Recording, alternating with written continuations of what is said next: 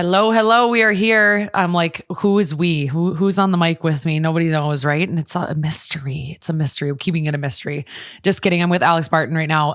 Alex is a trainer, and I feel like I'm not going to intro you. You can intro you.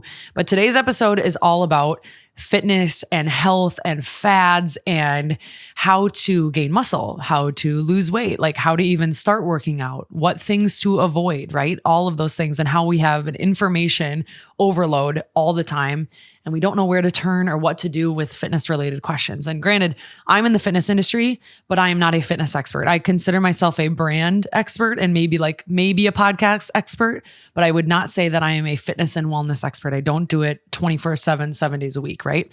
That's why I wanted Alex to come on. How to build a fitness routine for your goals, how to see change, gym intimidation, and then I have some rapid fire at the end. But why don't you introduce yourself real quick here? Yeah, perfect. Okay. Do I look at the camera? You can look at the camera. You can look at me. I usually look at you. But if I'm saying something really drive home, I might look at the camera. Okay. Gotcha. So I'm Alex. I'm a certified strength and conditioning specialist. I have my CSCS, NASM, certified personal trainer. I'm certified with the American College of Sports Medicine in exercise physiology as well. I have my degree in kinesiology, exercise science, and I've been doing this for 10 years training.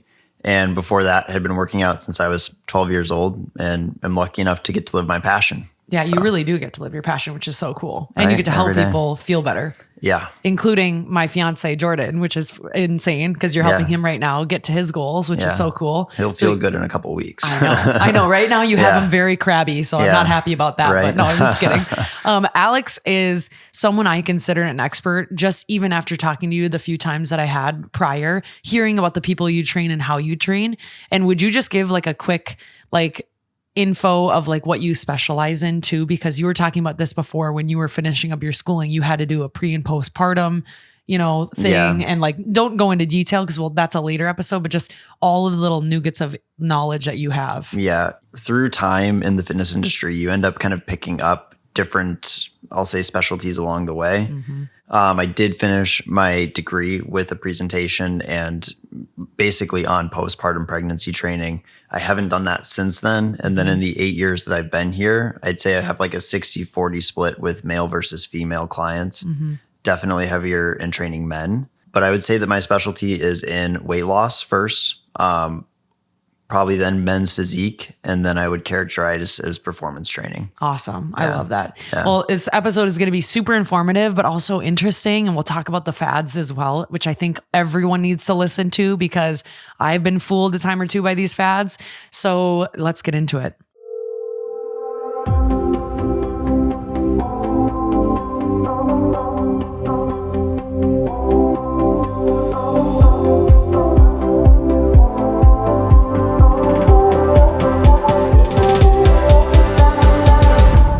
Before we start this episode in detail, I want to say that any movement of your body is a good thing. And there's just smarter ways to do it. So just be mindful that the information we're going to share, any movement of your body is a good thing. Wherever you're meeting yourself right now, I want you to know that. I want you to know that if you've come a long way and you are just getting on your feet to walk on the tread a few times a week, that's a big deal. So I don't want to discount any of that information, but I want to talk about first, starting it off, why having a professional calculate your goals is so important versus someone that you're just looking up online and making guesstimates of your goals. Yeah, that's a good question. So when somebody first comes to walk in, right, the first couple minutes of me meeting with them, right, first I just want to get to know them as a human being. Mm-hmm. But then the first question that I ask them that's going to lead me to be able to create a plan for them is, okay, so what brought you in the door, right? It's really important to kind of understand somebody's backstory of what, you've taken the action to kind of step through a scary threshold. Okay. Yeah. And that's both like a psychological thing, right? But that something happened to get them there to that point where they're like, okay, now I need a professional. It's a big step forward, I think. Yeah, it's a big step forward. So having somebody who's trained to first listen, right? That's our first skill set as a trainer, is just listening and hearing someone and kind of hearing what's behind the words that they're saying. And that takes time to develop that skill set. Mm-hmm. and then understand them and comprehend those goals in a way that makes you be able to do the math, the science to put together a routine. But secondly, for them to not have to endure any of that process, right? For them to show up and just have a fun workout. That's the difference between having a professional do it versus going to a like online calculator. We make sure that the efficacy with the science is all there, right? We have formulas that we use. We have systems that we use. And we can get into exactly what those are a little bit later as it gets more specific. But that is the largest difference, is the accuracy and then the delivery, right? The delivery of something that is got a lot behind it that will feel like any other workout that you've done.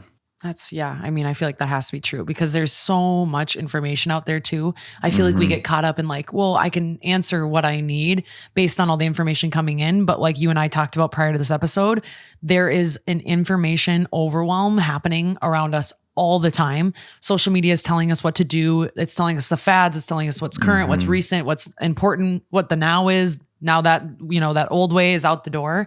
So I want to talk about that a little bit because I think that is the reason why a lot of people are like, okay, you're right. I need to go to the expert. But once you realize that, sometimes you're in a point of you're angry with yourself for like waiting that long. You feel like, oh my God, now it's going to be even longer once I go in. What would you tell to somebody really quick before I go into that? Like if they feel like they waited too long and now they're just so distraught, they don't even know what to do next. Just come to you, just be excited to work and like know that the change will happen. It just is going to take a little time. I'd probably tell them to just get up and go for a walk, right? Kind of coming back to that anchor of the episode of like any movement is good movement. If you're feeling overwhelmed in fitness, like go for a walk, 10 minutes of exercise, right?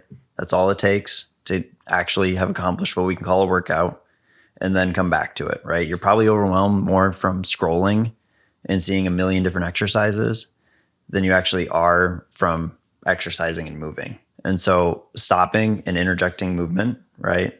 And then coming back to it and grounding yourself in your plan. I love that. I like that. And that's a simple takeaway. So don't overwhelm yourself. We're going to give a lot of information. We're going to go forward with it.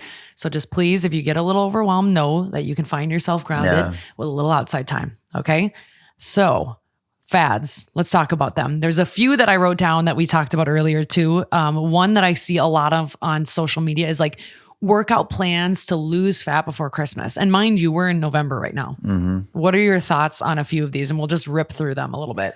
Okay. Workout plans to lose weight before Christmas. How many days till Christmas? 30. No. It's the God, no. 16th. So we're in December. 9 days. I said November. Days. What? Wrong month, sister. Yeah. 9 days away. 9 days. Yeah. So, okay. Realistically, if anyone was listening to this and they were like, I want to lose body fat, right? The most that you're going to lose and you'll be miserable leading up to it is about 3 pounds. Okay. And so that's maximally what's going to happen, right? Can you lose more weight? Yes. Right. It's going to be water weight, right? Oh, yeah. Keto works very well for that. It's not something that you're going to want to do leading into the holidays. And you're probably going to have more negative emotions coming out of the other side. So I would say that the best thing going into the holidays, Christmas, New Year, all those things is have your 2 buckets. Okay. This is kind of a philosophy that I have is that if you're eating and you're with people that you're enjoying yourself with, right, that's going to be a healthy paradigm for you to eat in. Yep. Do that over the holidays. Okay. And then in the other times, stay in your normal routine. Okay. Prioritize healthy foods. Those types of things are going to be your holiday habits that are actually going to get you to a meaningful place for the new year. But if you crash diet into the holidays, it's going to have the backswing that's of equal or even more magnitude. Yeah. And I've heard of that happening more too, just because people think like, oh, diet. Oh, shoot, you get to the holidays and you're just like binging basically for like a number of days with your family. And then you punish yourself and then you feel bad and then you're in a bad mindset. Yeah. I thank you for clarifying that because I see them on social media all the time. Right. And us in the room, Sid's in the room.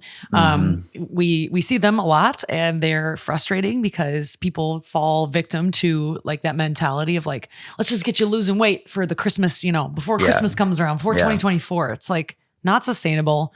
We don't even have to go into it any further. Next one I wrote down is if I do cardio, I won't be as hungry and I will get in shape faster. If you do cardio, you will definitely be more hungry. You will definitely be more hungry, especially if you're doing it correctly. if you interject any level of high intensity training, the healthy response for your body is to have an increased level of appetite. The only time when that's not going to be true is when you have gotten to a state of overtraining and your body is really trying to go the other direction. And so that won't happen as an acute response. That's after weeks and weeks and weeks of adding in a lot of cardio. So you're saying if you are somebody who thinks the logic is if I do cardio, I can eat less, like I'm trying to lose weight, right? Like I'll get in shape faster. You'll actually be hungrier. And well, can we talk about muscle in your body and how it's warmer and how it actually is the opposite? So like lifting helps your metabolism. Maybe we can throw that in there too. 100%. Yeah. So when you're lifting weights, you're actively building muscle, and that's going to basically increase the size of your body's engine. And from there, your body's going to need more calories to sustain itself. So those are the types of things that you can do, is almost like if you were to think of it as your investment strategy, right? That's the thing that's going to be paying you dividends over time. I see. Right. Versus like the immediate burn. This is the thing that's going to make it easier for you to burn on the daily basis. Which is something I had to honestly relearn, which we'll talk about in gym intimidation a little bit. But like I had to relearn that. I was a lacrosse player and a hockey player, and they ran us to the ground basically hit workout after hit workout after hit workout. That's what it was, because it was all out. You had to be able to, as a midfielder, run all out for a number of minutes, usually 3 to 4, and then take a rest, and then 3 to 4 minutes all out and take a rest, you know? So it was like constant. I thought even going back into the gym, like if I don't train as hard as I did, I must not be getting a good workout in. That's what I used to think, you know, like I must be on the tread. I must be doing that. And it became a problem. So we'll get into that later too, but it's hard. It is. I wrote down zone 2 cardio versus zone 3 or 4. Yeah. So if you've been on social media, which I'm guessing most of your followers are, you know, you've seen zone 2 cardio, you've seen hybrid training, you've seen all these different methods. Zone 2 is the one that should stick around. Okay. Zone 3 had its time in the sun, and everything gets a little bit overdone in time. Zone 2 cardio is basically bringing your heart rate up to the top end of what you can maintain using your aerobic system to produce energy. Okay. What that means is that your body's taking oxygen in and using that oxygen to basically produce energy. Okay. The other 2 types are anaerobic glycolysis. That's your zone 3. Okay. And then there is your ATP PCR.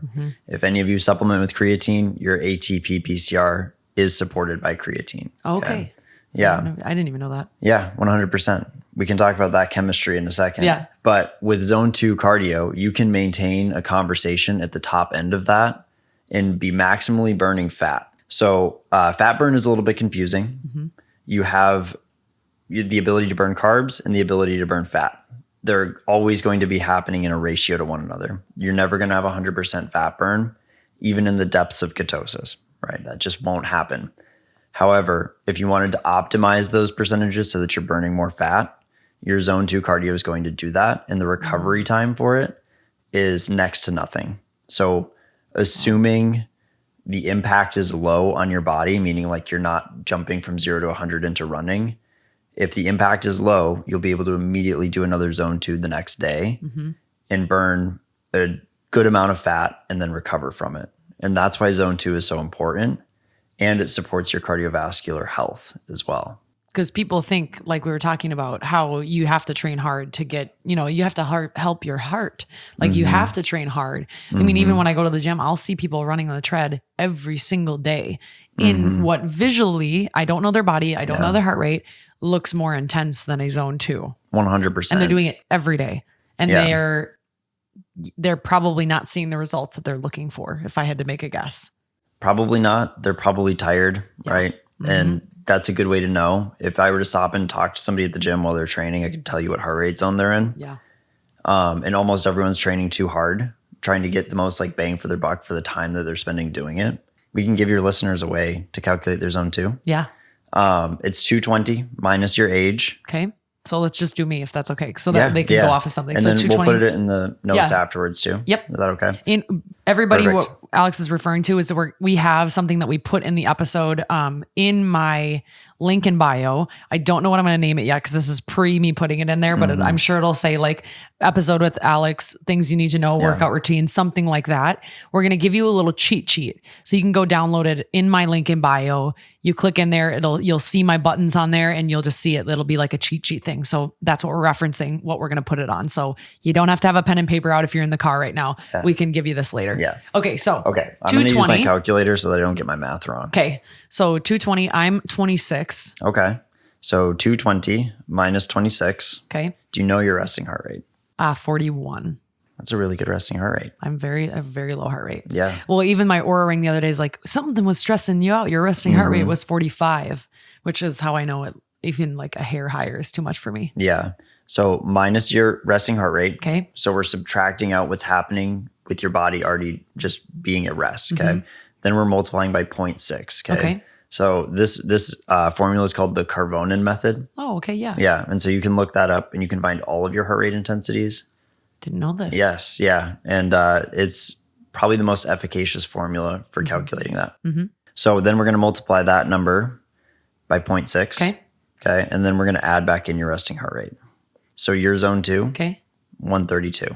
Oh, There you go. okay. Yeah. Well, Actually, that's we're easy gonna round enough. that. We're gonna round that up 133. Yeah. If it's a decimal, round it. Okay. Round it Okay? up. Yep. Round it up. Good to know. Okay. Yeah. So that's my zone 2 area. I should be in majority of the week just because we're on the topic. 80% of the time. 80% of the time. So for your cardio volume, right, whatever that may be, if it's 3 hours a week, right, doesn't matter. 80% of that 3 hours should be in zone 2. Okay. Good to know. Yeah. Okay. Yeah. And Very then simple. how many days should we be doing zone 4 or 3? Zone 4 or 3, I say once a week. Okay. You could add zone 3 back in a second time, but I will say that most people and all of my clients, if they're asking me what to do, I'm saying once a week to keep it simple. The simple plan is going to work. We like simple more. We like Yeah. it way more. Yeah. I love that. Next one I wrote was how we think like greens or pre-workout products are going to save our routines, are going to make the biggest splash in our routines. What are your thoughts on that? You can't buy anything that's going to save your routine, right? That is all behavioral. And, this is coming from someone who advocates for these supplements and uses these supplements. It's not going to be the first thing that fixes anything, but can it help you feel like you're taking a step towards your health? Yes. So you asked about greens. Yeah. And what was the other one? Greens and let me look. Where was it? Pre-workout. Pre-workout. Yeah, pre-workout. So I actually don't take pre-workout. I don't either. Yeah. The So do you? active. She's like, yeah, I do. Yeah. I mean, it helps people feel like they're getting there. But what I found is that every time I've taken pre-workout, I really should have taken a rest day. I'm 'Cause you were like trying tired. to get myself here. And what I really am like right here. Yeah. That is kind of my philosophy on that is I'm like, if I need this, like just go to sleep, right? That's going to be the thing that supports my fitness.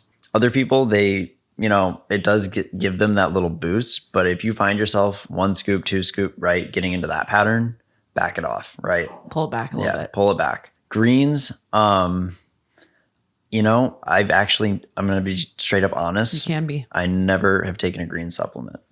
Never. Hands Just down. like your veggies. Yep. I eat my veggies. I've been trying to eat more of them. Recently got my blood work done. And whenever I go off of like what I know is good nutrition, my blood work always reflects it.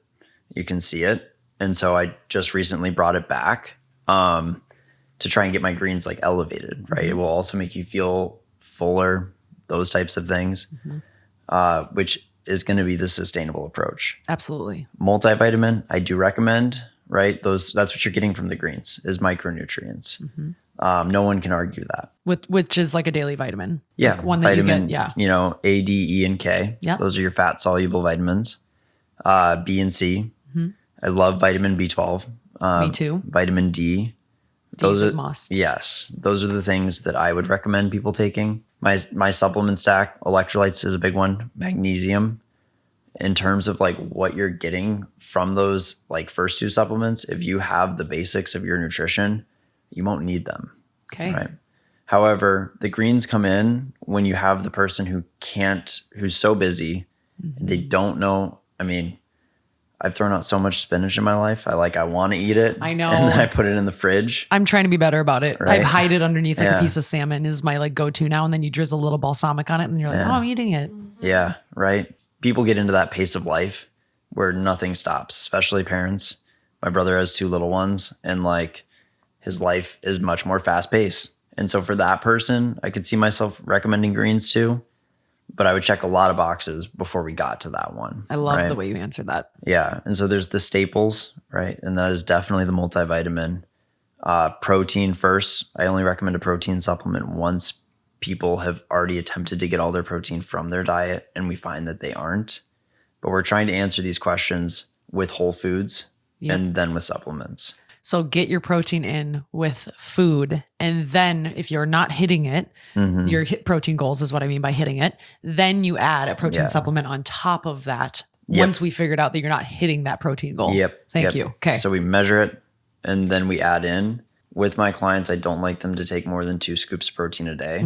It's not good for the digestive tract. I think everyone's experienced that where they've had too many scoops and it's just not great. You're not good. You don't feel great. You've got other priorities that day than probably running around and doing other things. You're busy doing something else. 100%. Last thing we'll talk about with fads and then we'll transition is hybrid athletes, right? So because there's a lot of people that just run, just lift, just cycle, just, whatever, you fill in the blank.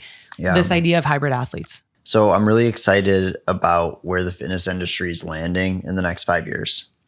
We've kind of gone through the phases of the fitness industry that have been bad for us, and we're getting into one that's really good for us. People are tired of being injured. They're tired of the standard model being a bodybuilder. They're tired of seeing bodybuilders that they love and have followed for a long time, die from complications. And they want to see like a different picture of health, right? And so that's kind of changing.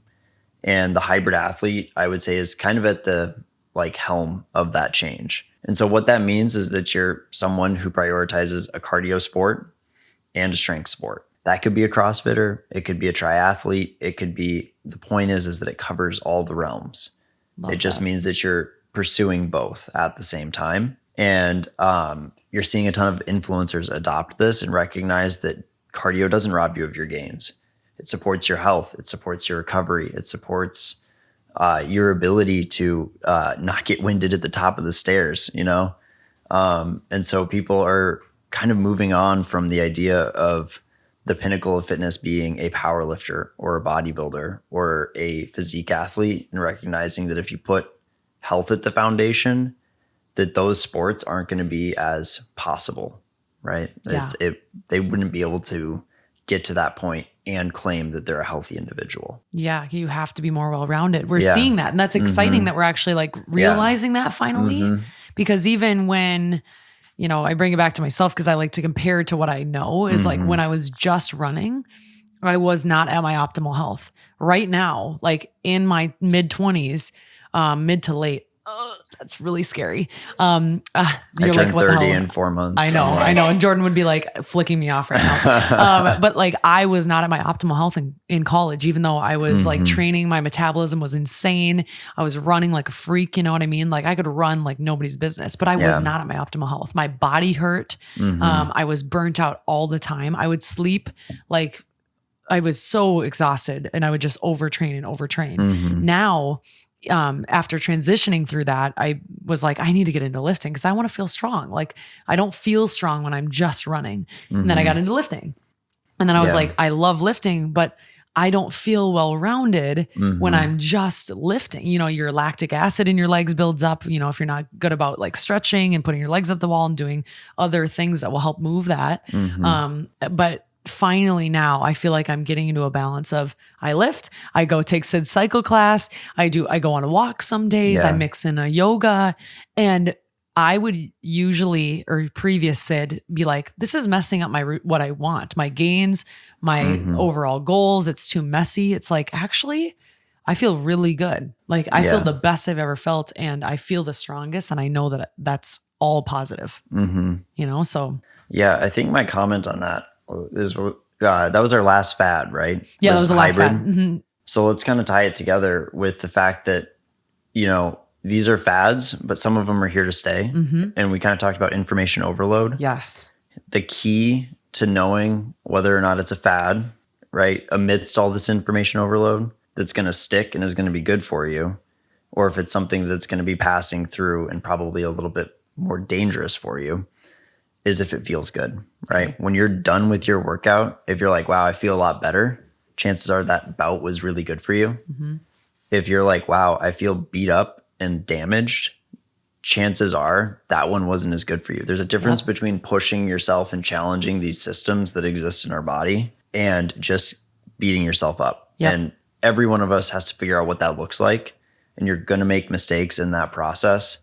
I am still learning, right? Everyone's going to have moments where they over push. Oh yeah. They have a bad day at work and that's their outlet, right? And they went a little too hard and they're sore for a couple more days, right? I've been there. But that's the litmus test for anyone listening is, does it feel good at the end of the session? Am I more energized versus less energized? Love that. You know, That's digestible. People can figure that out on their own. Yeah. There's a difference between a good burn and a bad burn. Yeah. I love and you that. can put that on any fitness fad that comes up, even the ones that we didn't cover here, right? Does it make my body feel better? Right. Perfect. That's easy. It's like simplifying. What the goal here is to simplify all of this because it's a lot, right? Yeah. I want to talk about building fitness routines for your goals. Okay. So I wrote down here a science-based routine versus one that's like trending or random or scattered.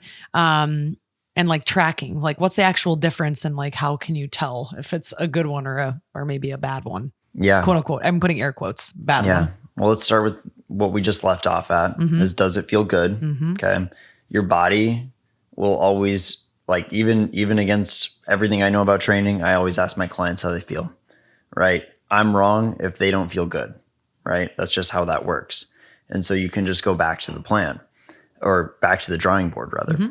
In terms of what makes something science-based, I start my foundation with balancing kind of three components: your nutrition, your cardiovascular, and your strength. And the way that you relate those three things to one another in terms of recovery and energy balance, in my mind, is what makes something based in science. You also want to make sure that you're using, I'll say, efficacious and studied movements, right?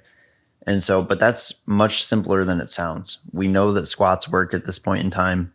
We know that bench press works at this point in time. No one is out there really trying to reinvent the wheels with new movement patterns. We're just trying to take what works and organize it in a way that doesn't degrade joints and builds muscle and does that on for the lifetime, right? Yep. And so I would say that the process of balancing those three, to circle back, is my method. And the way that I do that, right, is taking in that intake, right? So someone who walks through the front door and leaves me with their goals. Okay. How many days per week do you want to be resistance training? How many days per week can you be doing cardio?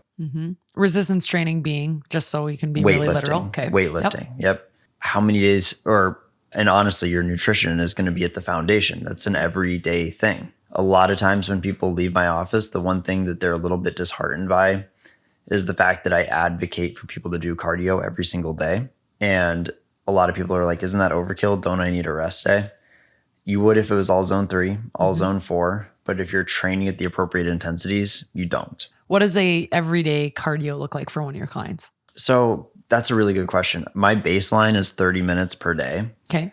But it can look a lot different, right? I think when people think cardio, they're like, I have to run, right? For some people, it's hitting their steps, right? It's getting movement in every single day that's going to be at baseline stimulating to zone 2. So we're getting past that resting heart rate and into something that would recover. If you want to look at this at the highest level, I always tell people to kind of watch the sidelines while they're watching any sports game. The people who are the best athletes are recovering on a bike. Blood flow promotes recovery better than just sitting still.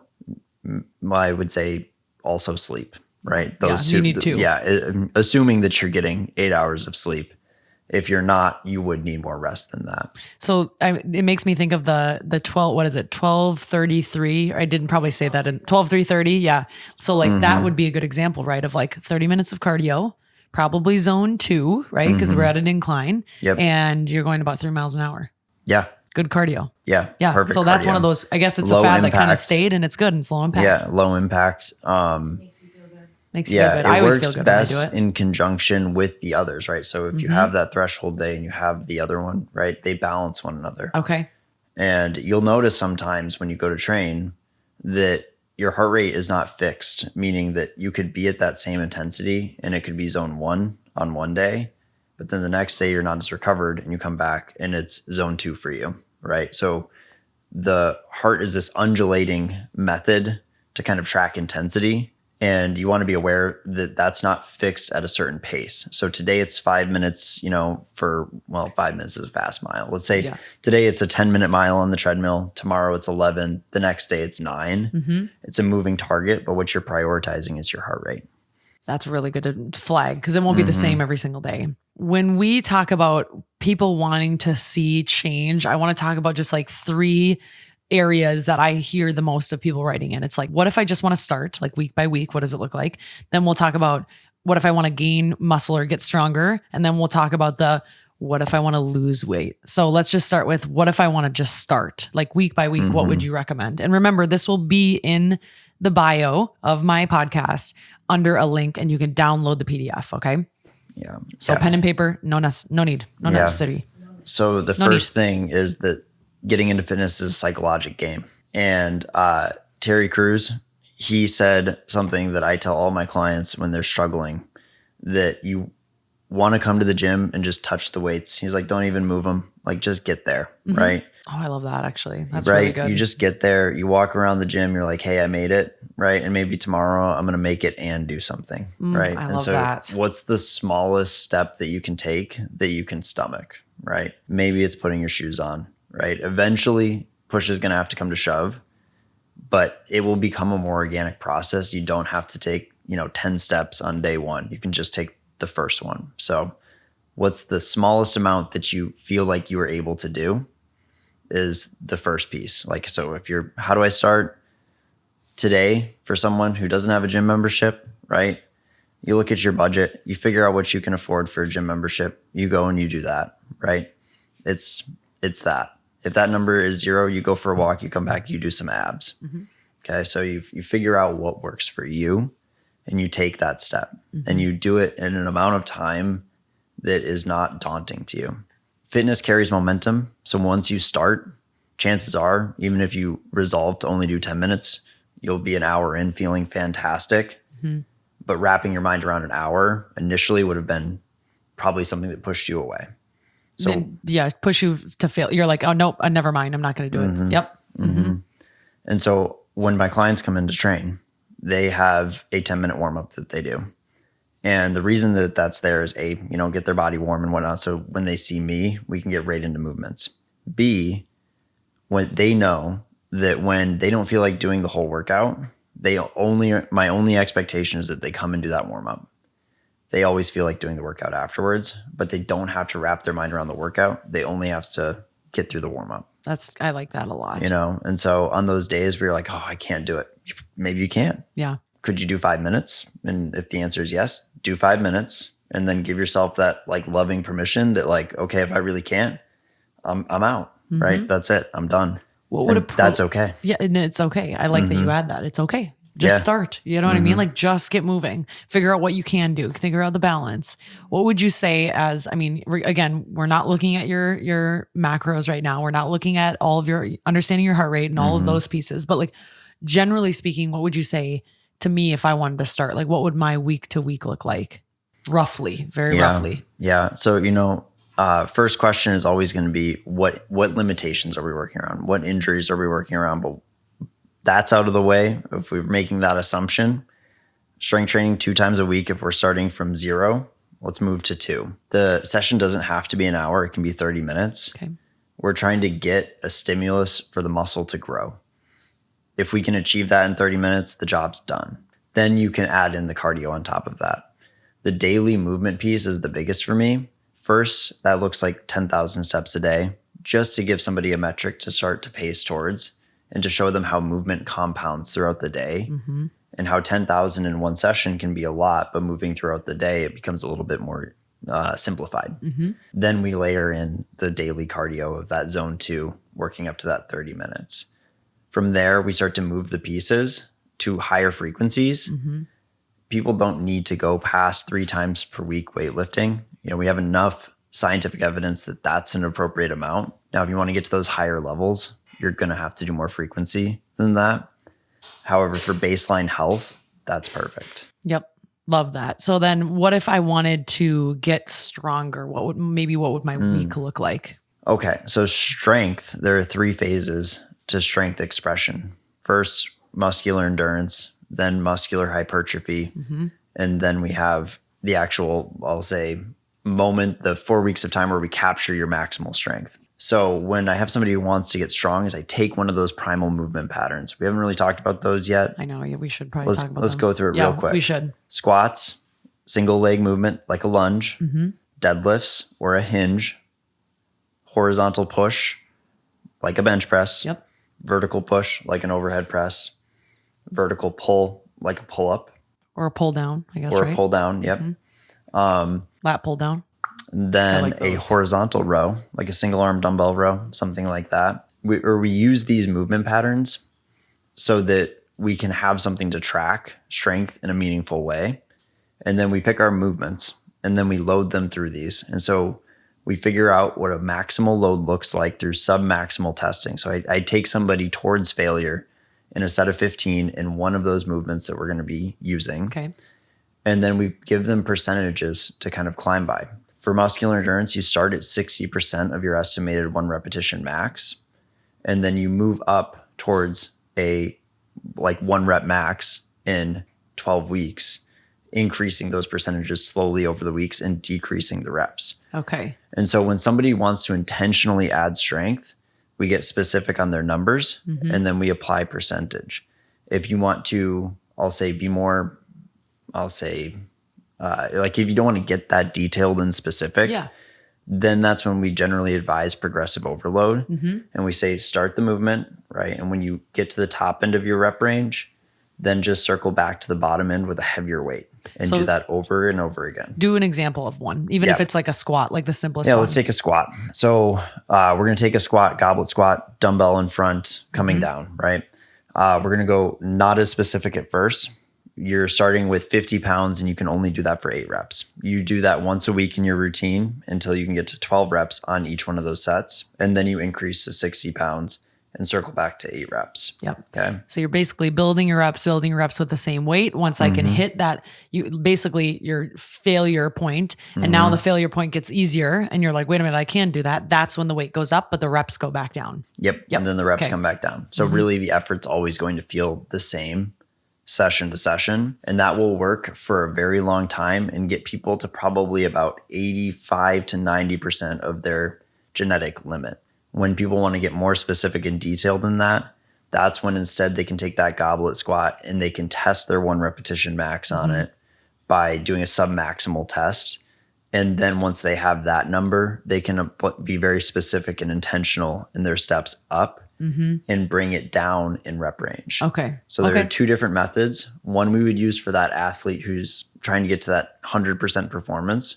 But for anyone who's like, I want this for general fitness, progressive resistance training will always work. Love that. So a little bit different because this person is trying to gain weight. How many times a week would you would the plan change, or are we just keeping the plan the same? If they're trying to gain weight, trying to gain muscle mass. Yeah.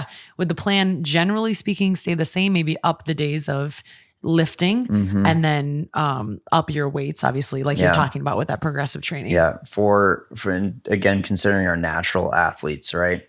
I would probably take them to 5 times per week training to really prioritize recovery. But what would guide that progression is, okay, they've stalled out gaining progress on 3 days a week, 4 days a week, 5, and then we take that step to the 5th day per week. So you're going to start 3 and move towards a higher frequency. Okay. And that's for somebody who's really trying to build muscle. It will become more and more challenging.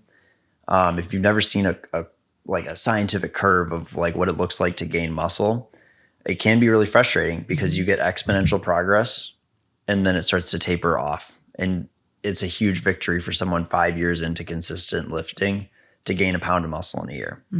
Okay. And so, it can frustrate some people, but that's how it's supposed to be. That's probably where I'm at right now. I'm not gaining any more muscle because I've been lifting for like 2+ years. Yeah. And so I'm like in my curve, and I'm actually okay with that. I'm I'm enjoying my lifts again, I'm like, oh, I'm okay with that. Yeah. So I'm constantly trying to find different ways to kind of identify like a easy scientific approach. Like, what's something that I can do to add more efficacy to this? And I stumbled upon basically a formula that you measure your wrist size and your ankle size. And they've put so much data into this study that they've been able to figure out your genetic limit for how much muscle you put on your frame. What? Yeah. As a natural athlete. Yeah. Yeah. And so these things, you know, And natural athlete meaning? Not on performance enhancing There drugs. you go. Yeah. Bingo. Right. And so if you're in that state, we have it pretty well identified for how much muscle your frame can maximally carry. Whoa, I did not know And that. and you can pace towards it. Right. And so the idea with like this anti-aging like approach to exercise is that if you figure out what that number is and you're like, okay, I'm going to get to that number, and then how long can I keep it? Yep. Right. And that's the game for longevity. Love that. Huh. This is so, I'm learning so much, and I'm in the fitness industry. So like, this is just blowing my freaking mind. Yeah. We have from all of this type of stuff, we have so much data out there. And this little ring right here, the Aura ring. Right. Which, by the way, I really love. I really love. It's helped me with my sleep a ton. So that was one of the things. So I'm a fitness skeptic. I tell everybody that. That's a good thing, though, I think. Yeah. You kind of have to be in my position. So like basically, like I'm like a real grumpy about new things coming into the space. I'm like, oh, what is that ring? And so when Sydney got hers, I was like, no. I don't like it. I don't like this it. is not for me. But I will admonish that like that's like definitely one of the things that I'm like, I need to get one of those. You do. For sleep tracking specifically. Nothing else does it like that does. No, seriously. And so HSA. And you can use your HSA on it. Yes. Thank you for saying that. I've been meaning to say that. You can use your HSA to get yourself an Aura ring. It is worth it, my friends. I really like it. Yeah. Because I'm not a watch girl. So I'm like, I don't ever wear my watch. I'm like, no, you know what? This is going to do it for me. Yeah. This is going to do it for me. And I know my zone 2. So I can train my zone 2 and know it. This is the one that I get write-ins on the most when I'd say, I'm going to talk about nutrition. I'm going to talk about fitness. And then we're going to talk about gym intimidation, and I'll rapid fire you. But 2 of the most common statements I see are, I'm trying to lose weight and people recommend a cut, but I don't know how. And the other one is, I don't lose weight when I work out. What do I do? So what does a week to week look like for somebody who is trying to lose weight? So I would say that the first thing that you're going to do is figure out how you're going to position your caloric deficit, right? It's a combination of exercise and nutrition.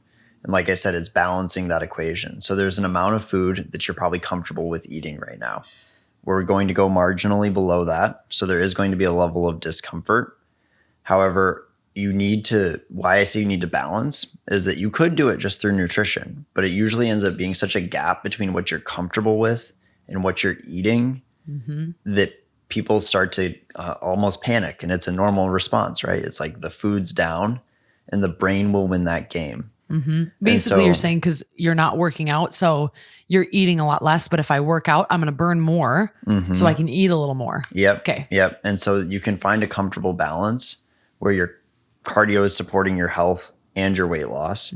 And then your nutrition is nourishing your body, but not at a point where it's crossing over that threshold. And while it's still a little bit uncomfortable, it's nowhere near the level of discomfort that makes people have to stop their progress. Yeah. And that equation balances really well to about 2 pounds per week. Okay. So you can lose that and be in a comfortable space at that rate. Once you go past that, everyone gets the same spiel from me. You definitely can do this. It's not going to be comfortable. It's not going to feel sustainable. Have people done it? Yes. Do people keep it? Seldom, right? And so there has to be a transition plan. And you have to look at macros to do this, really. Like the answer really is macros, because I see a lot of people that think, well, I'll just eat like a ton of salads, or like I'll cut carbs completely, or I guess I'll cut back on my protein. What would you say to those people? I would say that if macros is a barrier to get started, then you don't have to, right? But you would have to eat mostly whole foods and understand that when you come in and you're telling me that we're not losing weight, that the first thing that we're going to go to is we need to measure, right? We need to get specific on this to make sure that what we think is happening is actually happening. Macros is a high barrier for a lot of people because they've tried it and they've failed at it. And there are techniques that you can use to make it a little bit easier. And so I would never want that to be the barrier to get into eating healthier. However, it is an essential step in getting, I'll say, stage lean specifically, that you can be very calculated in like what rate that weight starts to fall off at. And it works. Because Because it's a measurement. It's a scientific measurement. So what if somebody right now, just because I'm thinking about you listeners out there of like, they want to lose weight, but they maybe don't want to do macros. And they think that the salad, the Caesar salad at breakfast, lunch, and dinner is what's going to do it for them. What would you say to them? salad dressing. Oof, it's a bummer. I know. It's a bummer. Turn it around. Hidden. Here's the trick. If you're going to do it with salads and you're eating a Caesar salad, you have to understand that Caesar salad dressing has so much calories in it. It's insane. But the tip is to, when you're buying your salad dressing at the store, just turn it around. If it's less than 40 calories per serving, you're golden. Okay. Okay. But what should they be? Maybe their general training plan and their general eating plan. Okay. That's a good question. 3 times per week resistance training. Okay. Lift. Yep. Lift. If you haven't lifted at all, 2 times is fine. Okay. Cardio every single day, 30 minutes. 80% of that is going to be zone 2. Okay. Right, which we now know how to find. Mm-hmm. And then for a macronutrient plan, I would put women at, if it's a weight loss plan, 1,600 calories with their body weight in pounds for protein, and men at about 1,800 calories. And that's a very general plan. We can get much more specific than that. Yep. And I would recommend it if you were going to pursue it. But if you're like, okay, what do I need to do? Right, those patterns are going to work. Love that. That's like take home, take away information, you guys.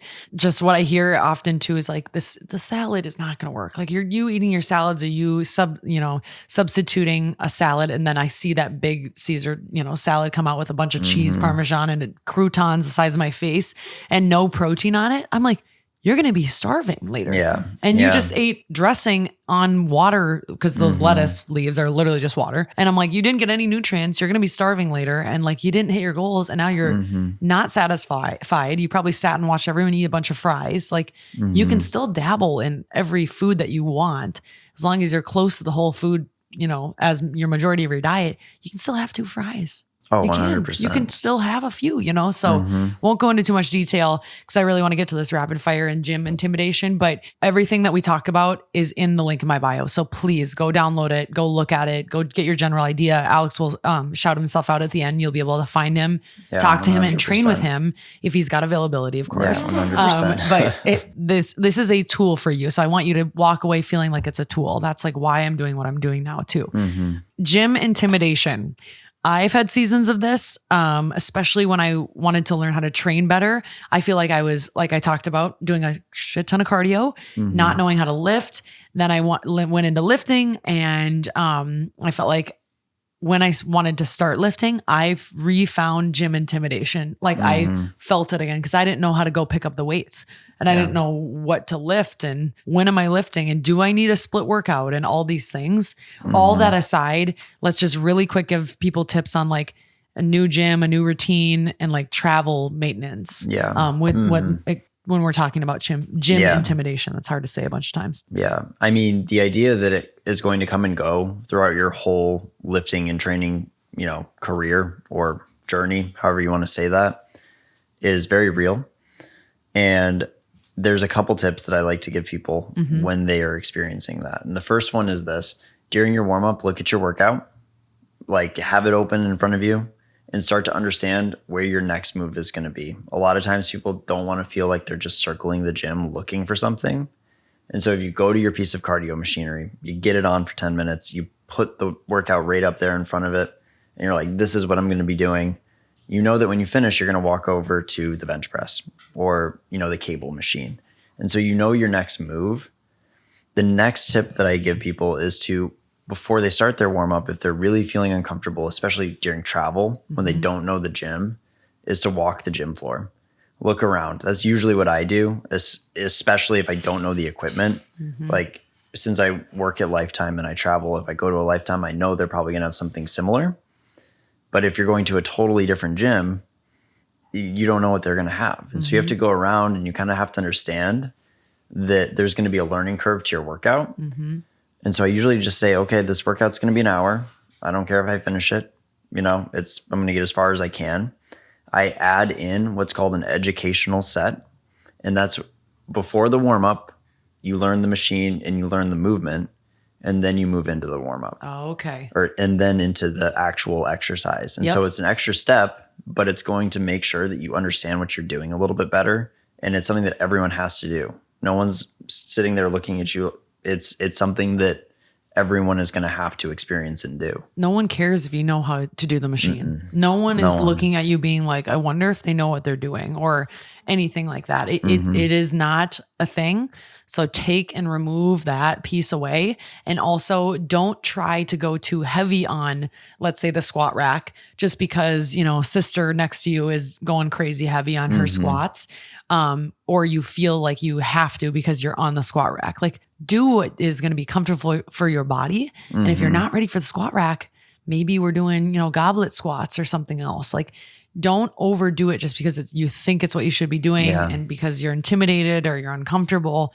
Start somewhere. Free weights are more than enough for a workout if you know how to use them correctly and, to challenge yourself with a weight that's heavy. But like, you don't have to go to the machinery if you're not ready for it. I just want to say that.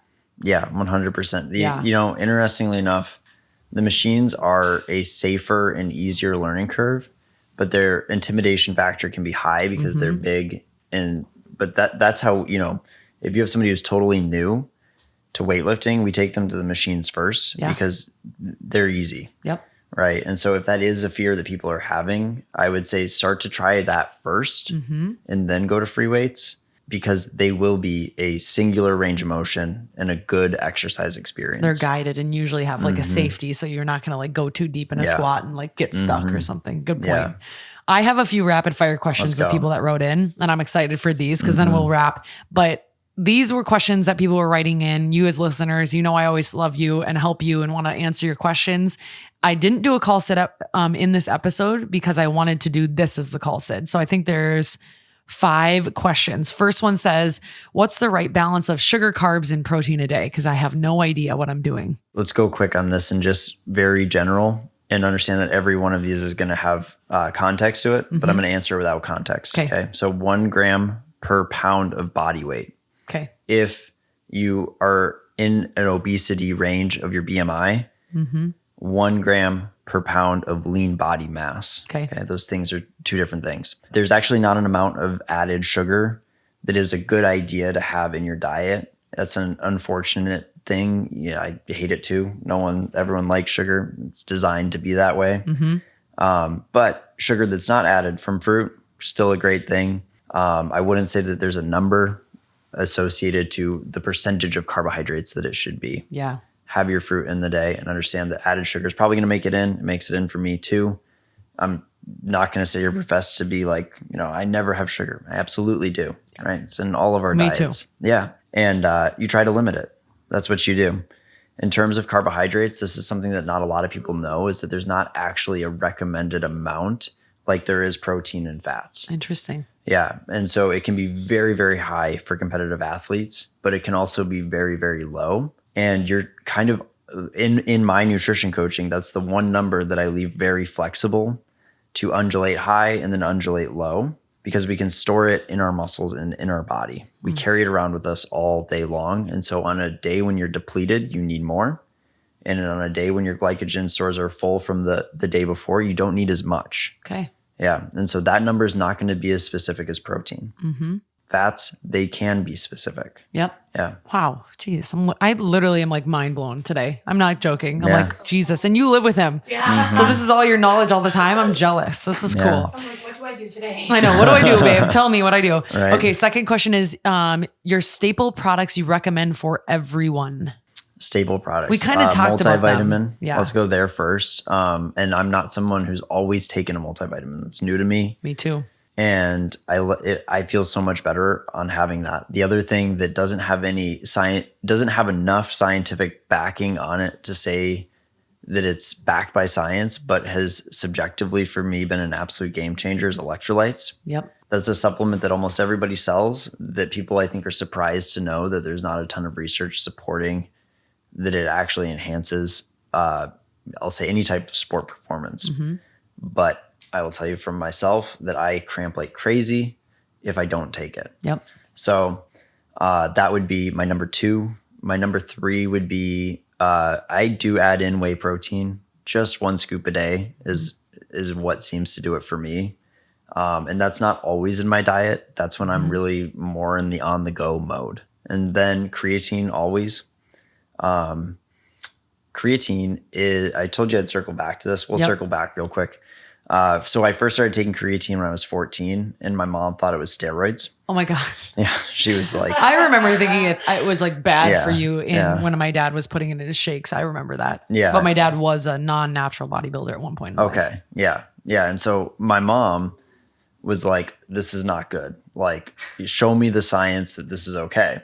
And so as a 14-year-old, I had to learn the science of creatine. And the way that it works is really interesting. It stores inside your muscle cell. And so a lot of people are worried that they're going to get puffy when they take it. The older version of creatine that was not creatine monohydrate definitely pulled in more water. This pulls in a little bit of water. So does carbohydrates. I was going to say, I'm not too worried about it. I was going to say, carbohydrates pull in water and they store it inside the muscle cell. And it actually ends up making you look much fuller and more aesthetic. And so if you've ever like walked into the gym and felt like flat and depleted, that helps with that feeling. Oh. But the chemical reaction is very interesting. Everyone's heard of the mitochondria, the powerhouse of the cell. Inside of that, ATP is released. Okay. ATP is the currency of energy. Think of that as like the dollar in the market. Okay. That is ATP inside the body releasing energy. It breaks and you have ADP, adenosine diphosphate. Creatine sits there and it stores with an extra phosphate molecule and it lends you extra energy. When you have ADP, it gives it the phosphate to create ATP very quickly. So you get more energy. You get more energy and it's for quick bursts. So if you were to picture sprinters or if you were to picture football players or if you were to picture you wanting to lift heavier, it's going to give you about 1, maybe 2 more reps in the gym. We're not talking monumental, but it will make you feel a little bit better. Cool. Yeah. And so that's something that I keep in my nutrition daily. It's the most studied supplement that is out there. And more uniquely, it's the only supplement that like has been proven to have performance enhancing effects. Cool. That's not banned. So it's clean.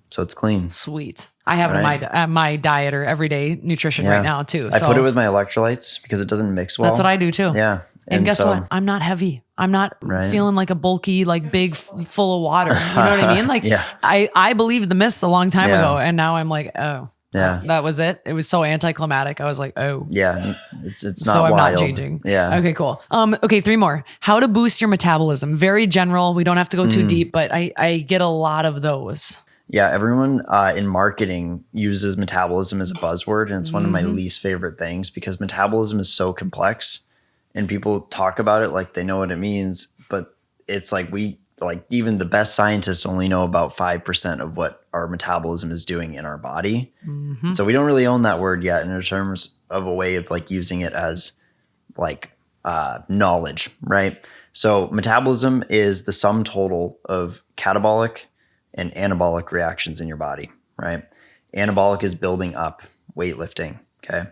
That's a good thing. Yep. So weightlifting increases that anabolic portion of metabolism, and that's the method that it does to do it. It takes energy to build tissue. And then the catabolic is the breakdown of, okay? So think about breaking down glycogen molecules to create energy, right? Breaking down a fat molecule to create energy also takes energy to do that. Now it's releasing stored energy within the body as well. Okay. But those are metabolic reactions that are taking place as a byproduct of the movement that you're choosing to do. So even in the simplest of forms, you're boosting your metabolism, generally speaking, even though it is a buzzword, you should be lifting. Boosting your metabolism is, yes, by lifting because you're increasing that anabolic part of it. Boom. Yep. Simple enough, right? Simple enough. How to balance dieting with exercise. This is a math equation. This is a pretty simple.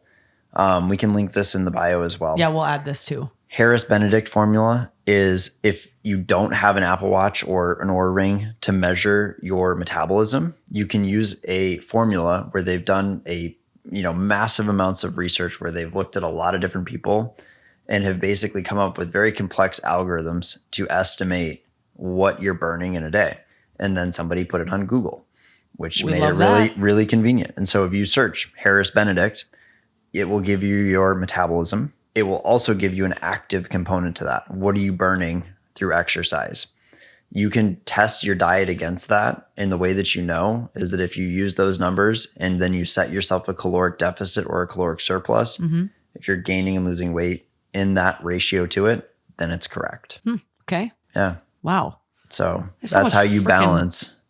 And that's also why people come to professionals. They're like, yeah, no math thanks. for me. No, Like, thank you. Left math in high school or college. Yeah, done with that. Okay, last but not least, thoughts on intermittent fasting. Ooh, okay. So intermittent fasting is something that I did for a long time and still do some, but I made a lot of mistakes with it when I first started. Intermittent fasting, it first became a way to deal with a busy schedule, and then became a way to deal with like the crash that it comes associated with eating. And then it became basically a way to allow myself to binge in the evening, right? And so it can lead to a lot of different unhealthy habits. I liked it, but then it became an excuse for me to eat more Pop-Tarts than any human should ever eat in one sitting. Of a strawberry Pop-Tart toasted, please. That stuff is good. Don't even lie. Oh, I know. Yeah, that was the problem. Yeah, exactly. It It is amazing. good. That's It was why. very good. That's why it's an issue. Yeah. And so I kind of had to back myself out of intermittent fasting and then reintroduce it to myself. And so the beauty of intermittent fasting is that basically you're using time to restrict calories. Okay. And so you miss a meal, but you don't get to replace that meal later in the day with, binge eating or processed foods that you might have high desire for.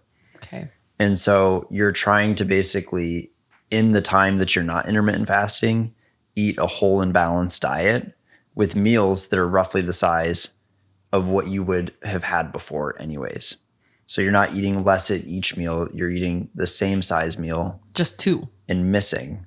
Yeah, it can be 3, it's it can whatever. Be a smaller meal, but it's within a window, right? And the typical window is 16 and 8, but people do 20 and 4. And it's like anything, you have to understand the risks associated with it, that it can really start to run away from you. And you have to be able to recognize those signs of when it does. But it is Mind Pump. Do you know that podcast? Yep. They said it best. It's the original diet, right? It's the first one there ever was. There was no food, so we didn't eat, right? And then we found food and we ate. Yep. And so we're in a different world where we have abundance and we're blessed for that there's food everywhere. And so now we kind of have to force that upon ourselves. And that's a bit of a different mind game. Man, oh man. Yeah. I feel good. I feel like I know what the hell I'm doing now. That's like the best feeling ever. And I'm so thankful for this conversation. And I feel like I had a vision in my head of like the information I wanted to give to people buttoned up in a little package. And I'm giving it to the people that I want to give exactly what I want to give them. So this was so cool. Thank you for sharing all your knowledge, because if you at all at any point were like, whoa, that went over my head, that's why you work with a personal trainer. That's 100%. Why you go to an Alex. That's why you find it, so that you don't have to think about it. And he will do the work for you, and he will button it up and make it pretty and be like, here you go. This is all you have to do. Yeah, so 100%. Know that if you were like, holy crap, that was a lot. I understand. I get it. You can re-listen. You can use the link in bio, and you can reach out to Alex. Yep. Thank you for being here. That was 100%. Awesome. Where can people find you and reach out to you if they want info? Yeah. So my Instagram is at Barton Fitness, Barton Fitness. Okay. And then you can train with me in person at Lifetime Target Center. We have a state-of-the-art facility. We just remodeled it. It has the best equipment. She is gorge. And a premier recovery space. All the things, all the bells and whistles, but ultimately we'll just make you feel relaxed and put you through a workout. Yes, I love it. Yeah. It gets really simple. It gets fancy and then it gets really simple. It does. So thank you for being here. Thank you for talking through this with us. I actually, like, even being in the fitness industry, walk away with a shit ton of information, to put it nicely. And Sid, thanks for getting us connected too. I appreciate you. At Well Said Podcast on Instagram, TikTok, all the platforms. If you can go to YouTube and subscribe, that would be huge for me. way. And we just have fun. And it's sometimes kind of fun to watch people actually have a conversation too. So go watch it sometimes and let me know in the comments what you think. You can also vote on Spotify. They have these little like voting polls now, which are really cool. I probably sound like a grandma if you're like, yeah, they've been there for a while. But you can tell me if you like the episode or not. And it's right there in there. You can just go type and give me a comment or whatever you want to do. But I'm happy we had this conversation. I will always have more. Remember that you can always call me too, and it rings for a long time. So don't be afraid to leave a voicemail at 612-470-7569. Okay. I will talk to you later. Go to link in bio, find the information, and we will see you next week. Thanks, everybody. Bye-bye.